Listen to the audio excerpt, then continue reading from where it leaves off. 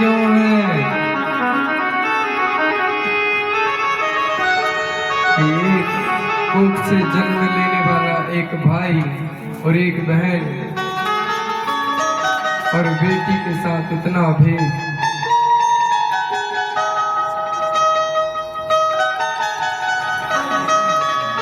बेटियों के लिए सच में कोई घर नहीं है मैया। मायके में कहते हैं पर घर है और ससुराल में कहते हैं पराए घर से आई है। इसका मतलब तो एक ही है ना मैया कि हम लोग के लड़कों के लिए पुरुषों के लिए तो घर बनाया है लेकिन स्त्रियों के लिए नहीं। मतलब तुम्हारा सिर्फ एक ही घर है, वो भी भगवान का घर और कोई दूसरा घर नहीं है। इसलिए मैया पुरुषों से ज्यादा स्त्रियों को भगवान से प्रेम होता है।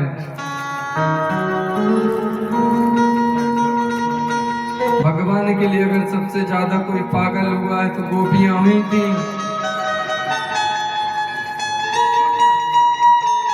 भगवान के जाने के बाद माखन मिश्री बनाना बंद कर दिया था गोपियों ने।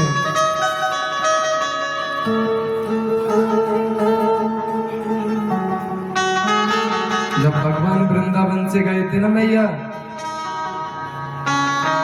तो गोपियों ने दही मथना बंद कर दिया था। किसके लिए माखन बनाए हम जब खाने वाला ही नहीं। इसलिए मैया भगवान भी सबसे ज्यादा आप लोग को ही प्रेम करते हैं, क्योंकि देखो जब भी कहीं भागवत जी होती हैं तो सबसे ज्यादा आपको स्त्रियों की ही भीड़ मिलेगी, पुरुषों की कम। इसका मतलब आप स्त्रियां ही सबसे ज्यादा भगवान को स्नेह करती हैं। इसलिए भगवान की कृपा भी ज्यादा आप लोग के ऊपर रहा करती है। बस इस माया के जंजाल में फंसे हुए हैं थोड़ा सा हम। आपको मालूम है माया क्या है? बताएं माया क्या है? जानना है माया किसे कहते हैं? एक बार माया जानने की इच्छा नारद जी को भी हो गई। सुनो अच्छा बताते हैं, ध्यान से सुनना, माया के दर्शन हो जाएंगे। एक बार नारद जी को माया जानने की इच्छा हुई। पहुंच गए भगवान विष्णु जी के पास।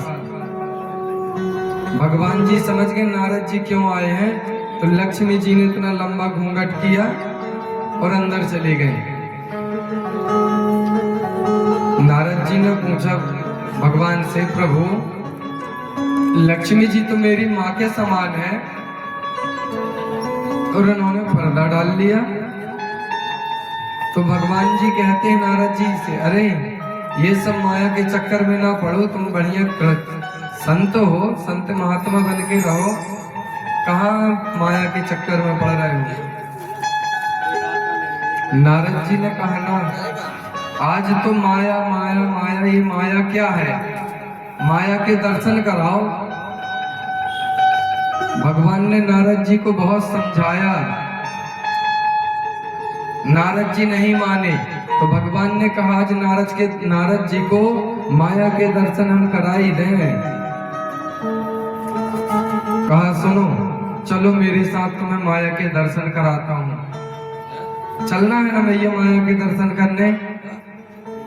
नहीं जाना। फूल कैसे चढ़ रहे हैं, केला लाए कि सेव फल, वो देख ली है ना, सबकी नजर वहीं धरी है।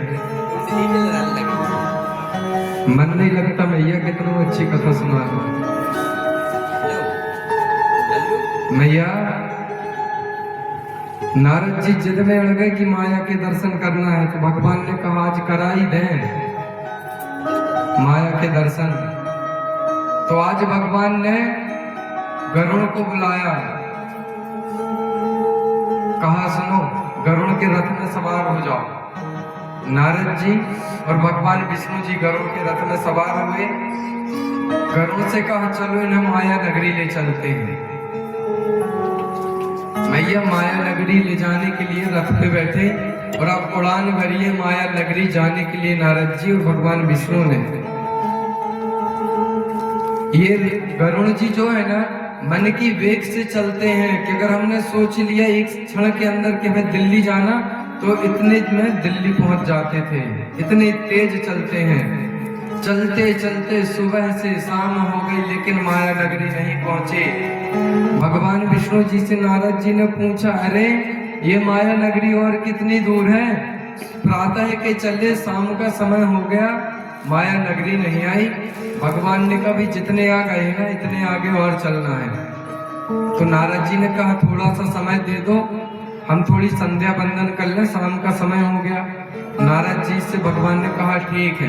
तो एक झील सरोवर के पास रुकवा दिया गरुड़ को।